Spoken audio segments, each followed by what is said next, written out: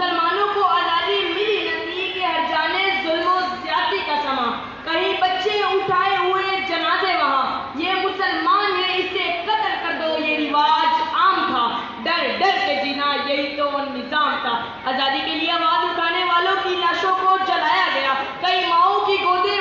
تاریخ تک ایک ایسے شخص کی جو انصاف دلائے گا، ان ظالم جابر جھوٹے لوگوں سے ہم کو نجات دلائے گا۔ کہ اب ایسے میں چراغ امید بشر نے سمتے مغرب دیکھا تو مشرق کا ایک ایسا سورج طلوع ہوا جو دین محمدی کا سپاہی بن کر نعرے تکبیر بلند کر کے حق و صداقت کی شمشیر لیے ظلم کی زنجیر کو کاٹنے آیا، پیغام آزادی دینے آیا۔ پھر دنیا نے دیکھا کہ جید مسلسل کی داستان نگار وطن کی سلامتی کا عنوان بن گئی، پھر دنیا میں ایک نئی اسلامی سلطنت پاکستان بن گئی۔ کہ اب اقبال کے خواب کو پورا کیے ہوئے مسلمان کھڑے ہیں قربانیاں دیے ہوئے، ایک قائد تو نے کر دکھایا وہ کام جس سے ذرہ آفتاب کو ہرا کیے ہوئے، ذرہ آفتاب کو ہرا کیے ہوئے۔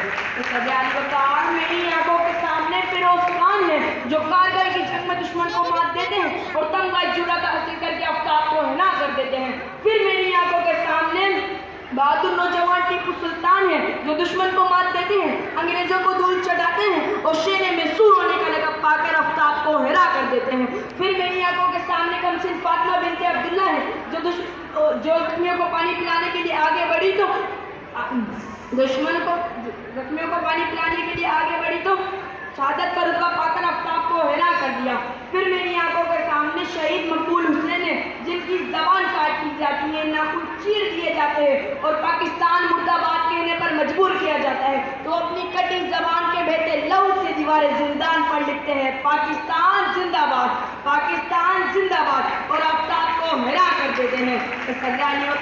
ہم نے اپنی تہذیب کو تعمیر رکھا تو ہم بلندیوں پر پہنچے، ہم نے اپنے سنسار کو اونچا رکھا تو فیض و کثرہ کے ایوانوں کو ایمانی طاقت سے لرزانے والے، ہم فتح مکہ کے موقع پر اہم مدعا سنانے والے، ہم ذرہ ہیں آفتاب کو ہرا کیے ہوئے، ہم ذرہ ہیں آفتاب کو ہرا کیے ہوئے۔